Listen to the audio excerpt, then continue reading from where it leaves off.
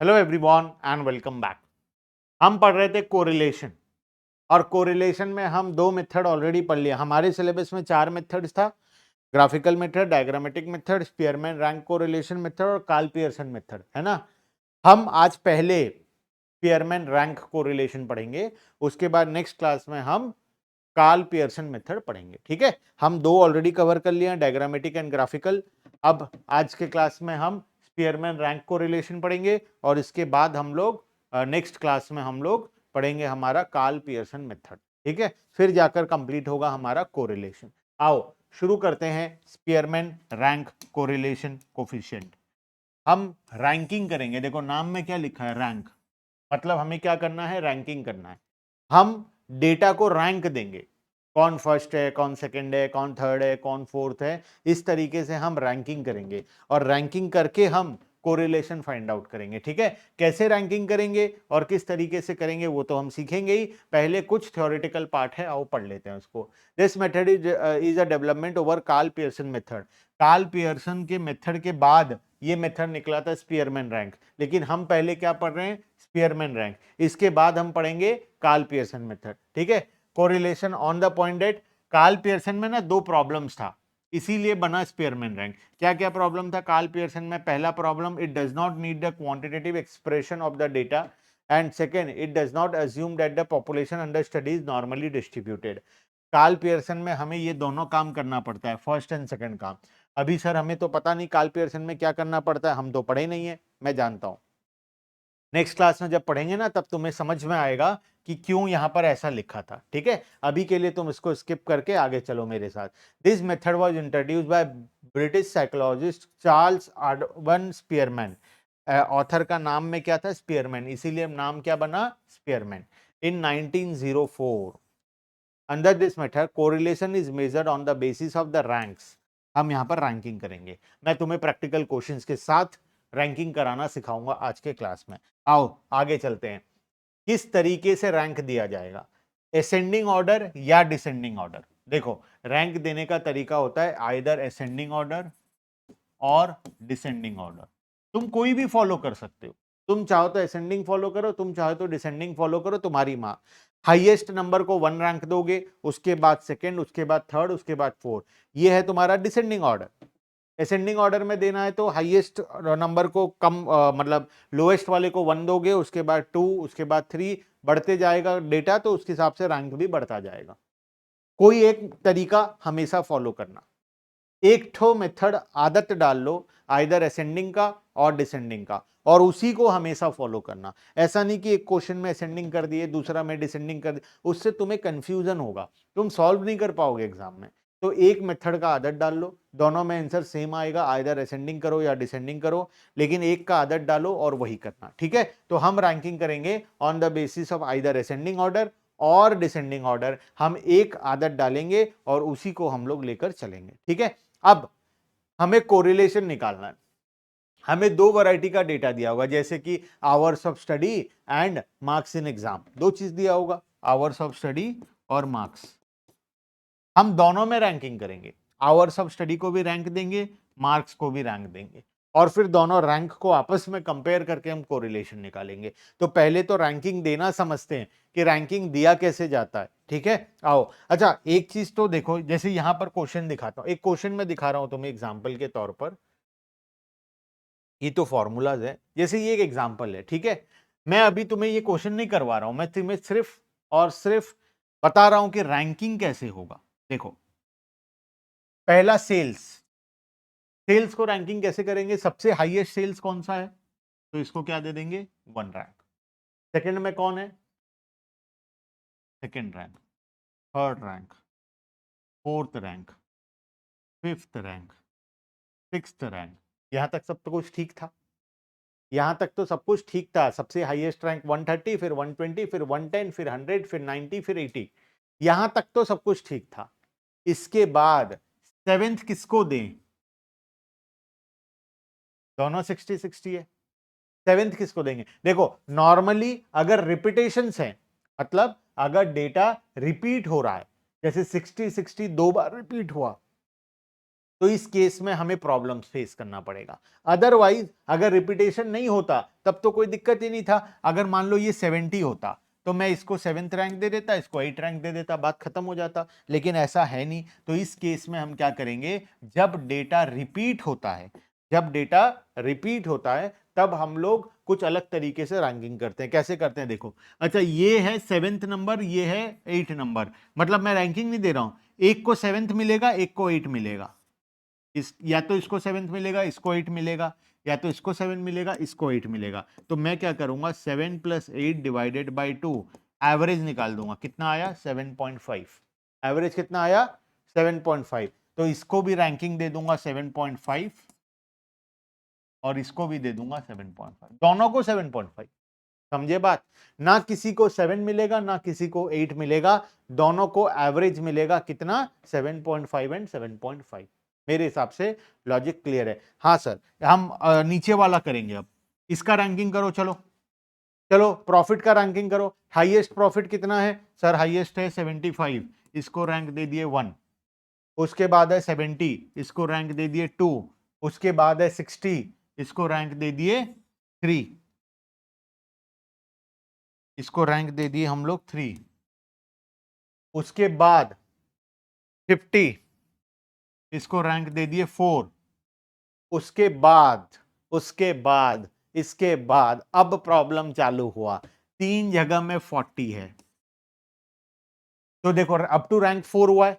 अब एक को 5 मिलना है, एक को 6 मिलना है, एक को 7 मिलना है ना। 3 तो 40 है ना। किसी एक को 5 मिलेगा, किसी को 6, किसी को 7। तो मैं क्या करूंगा, तीनों का एवरेज निकाल दूंगा। 5 + 6 + 7 डिवाइडेड बाई 3, एवरेज आ गया 6। तीनों को रैंक दे दूंगा 6। इसको भी 6, इसको भी 6, इसको भी 6। बात समझ में आया। अब यहां पर ट्विस्ट ये है कि 30 को कितना रैंक मिलेगा, क्या 7 मिलेगा, नहीं, क्योंकि 6 जो है ये कहां से आया, ये 5 + 6 + 7 तीनों को मिलाकर आया है। तो इसको जो रैंक मिलेगा, मतलब ये तीनों हो चुका है, 5 6 7 तीनों हो गया। यहां पर 6 3 बार है, इसका मतलब 5 6 और 7 तीनों ऑलरेडी हो गया है। इसको डायरेक्टली मिलेगा रैंक नंबर 8। बात समझ में आया। इसको डायरेक्टली मिलेगा रैंक नंबर 8। क्यों सर 8 क्यों मिला, 6 के बाद तो 7 मिलना चाहिए था। नहीं, 7 ऑलरेडी हो गया है। ये 6 आया कैसे, ये 5 6 7 तीनों का एवरेज निकाल कर आया ना। तो अब इसको डायरेक्टली क्या मिलेगा, उसके बाद वाला रैंक, मतलब 8 रैंक मिलेगा। बात समझ में आया। दो चीज ध्यान रखना है, जब नंबर रिपीट हो रहा है तो एवरेज निकालना है, एवरेज रैंक देना है। और उसके बाद वाले नंबर को जो तुम रैंकिंग करोगे वो यहां पर जितना तक हो गया होगा, जैसे 5 6 7 यहां पर 7 तक कंप्लीट हो गया, तो उसके बाद वाले नंबर को 8 रैंक मिलेगा। अक्सर एग्जाम में गलती होता है, बच्चे देखते हैं हाँ 6 हुआ है, नेक्स्ट रैंक बैठा दो 7, इसको 7 बैठा दिए, पूरा क्वेश्चन गलत हो गया तुम्हारा। बात समझ में आया। तो मेरे हिसाब से रैंकिंग करना तुम सीख गए हो। आइदर असेंडिंग करो, डिसेंडिंग करो, बात बराबर है। इस तरीके से तुम रैंकिंग करोगे, ठीक है। चलो अब आते हैं, हम कुछ थ्योरेटिकल पार्ट है, पहले उसको कवर करते हैं। तो रैंकिंग देना तुम्हें मैं सिखा दिया हूं। अगर रिपीटेशन नहीं है तब तो कोई दिक्कत नहीं है, सिंपली रैंकिंग कर दोगे। लेकिन अगर रिपीटेशंस हैं तो उस केस में तुम्हें क्या करना पड़ेगा, एवरेज निकालकर एवरेज रैंकिंग करना पड़ेगा, ठीक है। तो ये दोनों तरीका मैं तुम्हें सिखा दिया हूं। अब हमारे पास दो फॉर्मूला है। अगर रिपीटेशन है तो फॉर्मूला अलग है, अगर रिपीटेशन नहीं है तो फॉर्मूला अलग है। तो हम क्या करेंगे यहां पर, हम यहां पर दो फॉर्मूला पढ़ेंगे। Method of computation. यहां पर देखो एक बड़ा सा फॉर्मूला, बहुत आसान है, ये दिख रहा है इतना बड़ा है, कुछ भी नहीं है इस फॉर्मूला में, ठीक है। देखो, correlation equals to 1 - 6 into summation d square. What is d, d equals to rank 1 minus rank 2। पहले वाले का रैंक माइनस दूसरे वाले का रैंक, जो डिफरेंस निकलेगा दोनों के रैंक में उसको हम बोलेंगे डी। और इस डी का तुम्हें क्या करना है, स्क्वायर ले लेना है, स्क्वायर लेकर उसका समेशन निकाल देना है, ठीक है। एन मतलब नंबर ऑफ ऑब्जर्वेशन, कितना ठो पेयर है। जैसे हमारे केस में अभी वाले में 8 ऑब्जर्वेशन था, है ना। तो हम एन को क्या ले लेंगे, 8 ले लेंगे। अब ट्विस्ट ये है कि ये क्या है सर, ये है नंबर ऑफ रेपिटेशंस। जौन सा नंबर जितनी बार रिपीट हुआ है, जौन सा नंबर जितनी बार रिपीट हुआ है वो यहां पर आएगा। जैसे हमारे केस में 2 ठो रेपिटेशन था, इस क्वेश्चन में 2 ठो रेपिटेशन था। कितना तो रेपिटेशन था, 60 रिपीट हुआ था 2 बार और 40 रिपीट हुआ था 3 बार। 60 रिपीट हुआ था 2 बार, 40 रिपीट हुआ था 3 बार। तो मैं क्या करूंगा यहां पर, मैं यहां पर m को लूंगा एक बार 2 और एक बार 3। सर एक बार 2 एक बार 3 मतलब मेरा फॉर्मूला क्या बनेगा पता है अब, 1 minus 6 into summation d square, यहां तक तो ठीक है, प्लस 1/12 इंटू 2 का क्यूब माइनस 2 प्लस 1/12 इंटू 3 का क्यूब माइनस 3। क्योंकि कौन सा नंबर रिपीट हुआ उससे कोई फर्क नहीं पड़ता, 60 रिपीट हुआ कि 40 रिपीट हुआ कि 20 रिपीट हुआ, उससे कोई लेना देना नहीं है, कितनी बार रिपीट हो रहा है। हमारे केस में 60 2 बार रिपीट हुआ था, 60 से मुझे कोई लेना देना नहीं है, मुझे लेना देना है 2 बार रिपीट हुआ और एक नंबर, चाहे वो कोई भी नंबर हो, इस केस में 40 है, चाहे वो कोई भी नंबर हो, वो कितनी बार रिपीट हुआ, 3 रिपीट हुआ। तो एक बार m को क्या लोगे, 2 लोगे और एक बार m को क्या लोगे, 3 लोगे। बस इतना आसान है, इतना ही आसान है। तो ये divided by n³ minus n, बस हो गया, बात खत्म। n मतलब number of pair of observation, हो जाएगा। सर अगर रेपिटेशन नहीं है तो बता दो, रेपिटेशन नहीं है तो कुछ भी लफड़ा नहीं है, डायरेक्टली सिंपली एक छोटा सा फॉर्मूला लगा देना, 1 minus 6 into summation d square divided by n³ minus n। मतलब वो जो m वाला पार्ट था ना यहाँ पर 1/12 इंटू ये हट जाएगा पूरा, सिर्फ इतना ही फॉर्मूला बचेगा। ठीक है, अगर रेपिटेशन नहीं है तो ये फॉर्मूला लगाना है, अगर रेपिटेशन है तो इसके पहले जो हम फॉर्मूला पढ़े वो लगाना है। आओ दो क्वेश्चन करते हैं। ये है रेपिटेशन वाला क्वेश्चन, इक्वल रैंक वाला रेपिटेशन वाला क्वेश्चन, जहां पर 60 2 बार रिपीट हो रहा है, 40 3 बार रिपीट हो रहा है। और इसके बाद एक क्वेश्चन दिया हूं मैं जो कि रेपिटेशन वाला क्वेश्चन नहीं है। तो पहले बिना रेपिटेशन वाले क्वेश्चन को कर लेते हैं, फिर हम उसके बाद रेपिटेशन वाले में जाएंगे। ठीक है, आ जाओ, मैं यहां पर बना देता हूं कॉमर्स और इकोनॉमिक्स। मार्क्स कितना कितना है, 60 56। सर क्या असेंडिंग डिसेंडिंग ऑर्डर में सजाना है, नालायक हो तुम। हाँ, असेंडिंग डिसेंडिंग ऑर्डर में नहीं सजाना है। ठीक है, 52 27 54 और 72, ये कितना है, 42 34 56 35 40 50, ये इसका है। हाँ 50, उसके बाद 45, उसके बाद 60, उसके बाद 58, उसके बाद 36। रैंक 1 बताओ, कॉमर्स में हाईएस्ट रैंक किसका है। सर हाईएस्ट रैंक है 90, इसको दे देंगे 1 रैंक। उसके बाद ये हो गया, नेक्स्ट रैंकिंग किसको दे। सर नेक्स्ट रैंकिंग अभी तक तो 60 60 60 60 है नेक्स्ट रैंकिंग, तो सेकंड रैंक इसको मिल गया। थर्ड रैंक तो सर 56 56 56 56, अच्छा सॉरी सॉरी 60 नहीं था, ये 72 था। तो ये है सेकंड रैंक, ये है थर्ड रैंक। ठीक है, उसके बाद है 56, आई थिंक 56, 56 होगा फोर्थ रैंक। उसके बाद है 54, ये होगा फिफ्थ रैंक। उसके बाद है 52, ये होगा सिक्स्थ रैंक। उसके बाद है 35, ये होगा सेवेंथ रैंक। उसके बाद है 35 के बाद 27, ये है 8 रैंक। इसके बाद है 9th रैंक और उसके बाद है 10th रैंक। ठीक है, 8 2 कितना होगा बताओ, 8 2 कितना होगा, highest rank highest rank highest rank highest rank मेरे हिसाब से अभी तक 56 56 50 60 60 60 60 को दे देंगे 1। उसके बाद 58 इसको दे देंगे 2। उसके बाद 56 इसको दे देंगे 3। उसके बाद 56 के बाद हाईएस्ट कौन है, हाईएस्ट कौन है, हाईएस्ट कौन है, 50 हाईएस्ट है। उसके बाद इसको दे देंगे 1 2 3 4 2 3 4, हाँ ये यहाँ पर आएगा, इसको दे देंगे कितना, फोर्थ रैंक। उसके बाद फिफ्थ रैंक किसको दे दें, 45 को दे दें, 45 को दे देंगे फिफ्थ रैंक। अच्छा ये रेड से लिख रहा था, फिफ्थ रैंक। उसके बाद 45 हो गया। उसके बाद नेक्स्ट है 40, इसको दे देंगे सिक्स्थ रैंक। उसके बाद सॉरी 40 नहीं, ये होगा सिक्स और ये होगा सेवेंथ, 42 था ना, सेवेंथ। उसके बाद 40 के बाद कौन है, 36 है सर, इसको दे दो 8 रैंक। उसके बाद 35 को दे दो 9th रैंक और 34 को दे दो 10th रैंक। ठीक है, ये हो गया रैंकिंग। अब हम क्या करेंगे, R1 माइनस R2। डिफरेंस निकालेंगे जिसको हम डी के नाम से जानते हैं। -3, ये हो गया -3, ये हो गया -6, ये हो गया 6, ये हो गया 8, -8, ये हो गया 0, ये हो गया -6, सॉरी 6, ये हो गया 6, उसके बाद ये हो गया 1, उसके बाद ये हो गया 7, उसके बाद ये हो गया 3, उसके बाद ये हो गया -6। ठीक है, मैं करूँ इसको डी बोलते हैं हम लोग, डी स्क्वायर, डी स्क्वायर कर लो। ठीक है, क्वेश्चन में डी स्क्वायर करना था। 3 का स्क्वायर 9, 36, 36, 64, 0, 36, 1, 49, 9, 36, समेशन डी स्क्वायर। ठीक है, समेशन डी स्क्वायर निकाल लेंगे। ठीक है, तो अब फॉर्मूला क्या था सर? फॉर्मूला हमारा था 1 minus 6 into summation d square, 1 minus 6 into summation d square, ये 1 बाहर है, हाँ, डिवाइडेड बाय, ये 1 बाहर है, 1 minus summation n cube minus n, r equals to correlation he.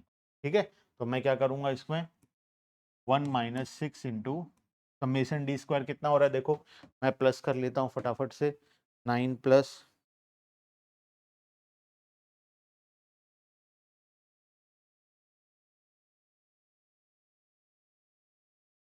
9 plus 36 plus 36 plus 64 plus 0 plus 36 plus 1 plus 49 plus 9 plus 36, कितना आ गया 276, divided by कितना टू है पेयर, 1 2 3 4 5 6 7 8 9 10, n का क्यूब माइनस 10, n का मतलब नंबर ऑफ पेयर, कितना to pair है। ठीक है, ये दोनों मिलकर एक पेयर, ये दोनों एक पेयर, एक पेयर, ऐसे करके 10 टू पेयर है। ये कितना आ जाएगा 1 माइनस 2 इंटू 6 डिवाइडेड बाय, ये कितना आएगा 990, 1.672 इक्वल्स टू 0.672 माइनस 0.672, ये आ गया आंसर कोरिलेशन, 0.-0.672। क्लियर है बात? अच्छा सर रेपिटेशन वाला बता दो, आओ रेपिटेशन वाला भी कर लेते हैं फटाफट से, रेपिटेशन वाला भी करोगे तो फटाफट से हो जाएगा। देखो यहाँ पर रैंकिंग तो हम कर ही लिए हैं, ठीक है, रैंकिंग हम कर लिए हैं, हम रैंक का डिफरेंस निकालेंगे डी और उसके बाद सॉल्व करेंगे। ठीक है, चलो मैं रैंक का डिफरेंस निकालता हूं यहीं पर साथ साथ में, ये था 8 रैंक। अच्छा, R1 माइनस R2 कितना होगा बताओ, 7.5 minus 8 is minus 0.5, 6 minus 6 0, 5 minus 4 1, 7.5 minus 6 1.5, 4 minus 3 1, 1 minus 2 minus 1, 2 minus 6 minus 4, 3 minus 1 2, ये है डी। ठीक है, डी स्क्वायर कितना हो जाएगा सर? डी स्क्वायर 0.24, 0.5 का स्क्वायर 0.025, 0.5 इंटू 0.5, 0.5 इंटू 0.5, 0.25, ये आ जाएगा 0 1, 1.5 इंटू 1.5, 2.25, ये आ जाएगा 1 1, 16 4। ठीक है, ये सभी का टोटल अगर करोगे तो कितना होगा सर? सभी का टोटल कर देंगे तो कितना आ जाएगा 0.5 1.25, 0.25 प्लस 1 प्लस 2 2.25 प्लस 1 प्लस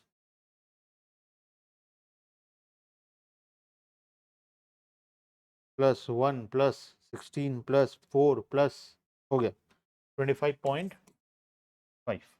ठीक है, अब फॉर्मूला लगाते हैं, 1 minus summation d square minus 1/12 plus 1/12 था आई थिंक,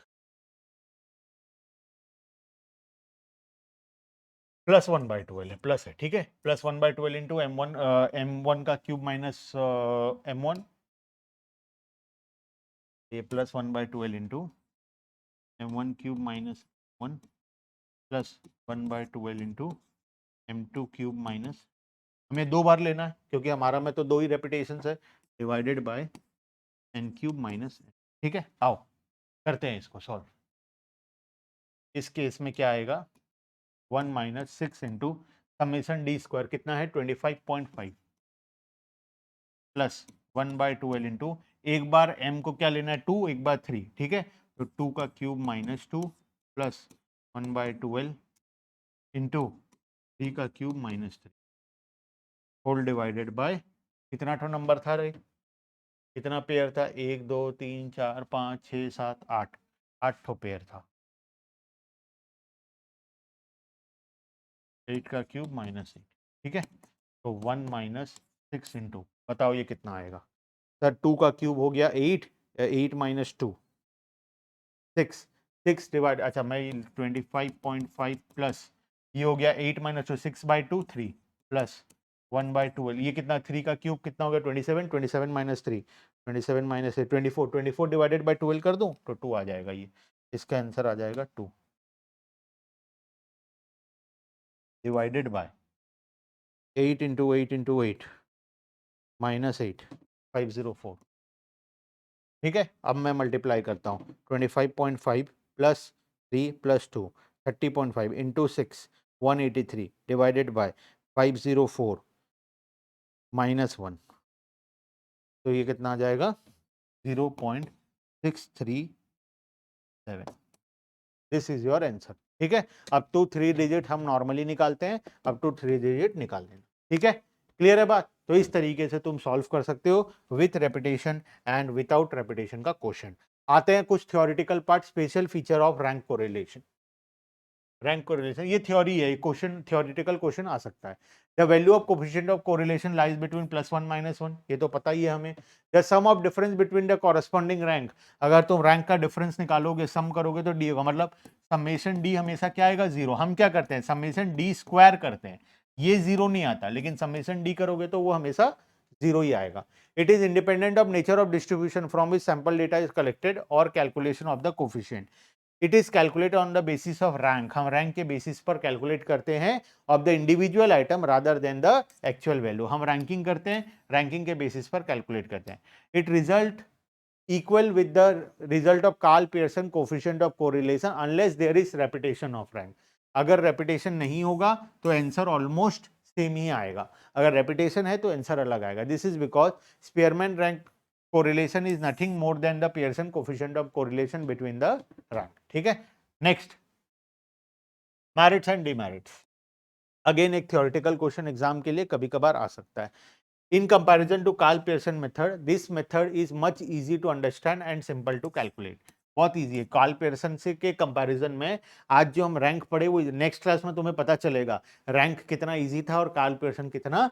थोड़ा टेक्निकल है this method can be applied to phenomena of quantitative nature honesty beauty efficiency हम क्वांटिटेटिव डेटा में भी इसको एप्लीकेबल कर सकते हैं this method is not affected by extreme items अगर कोई आइटम एक्सट्रीम है तो उससे कोई हमें फर्क नहीं पड़ता this method is considered indispensable when the data are given in the form of rank rather than their real value अगर क्वेश्चन में ही हमें डायरेक्ट रैंक दे दे तब तो हम यही मेथड लगा सकते हैं हम तो कार्ल पियर्सन लगा ही नहीं सकते हमें स्पीयरमैन ही लगाना पड़ेगा मतलब रैंक कोरिलेशन ही निकालना पड़ेगा लेकिन अगर हमें रैंकिंग के जगह जैसे स्टूडेंट का मार्क्स दिया है तो हम कोई भी मेथड लगा सकते हैं कार्ल पियर्सन या स्पीयरमैन रैंक लेकिन अगर स्टूडेंट का मार्क्स नहीं दिया डायरेक्टली रैंक दे दिया है रैंक दिया है तो और कोई मेथड ही नहीं है यही मेथड तुम्हें लगाना पड़ेगा This method does not need the assumption that the population from which the sample data are taken should be parametric or normally distributed.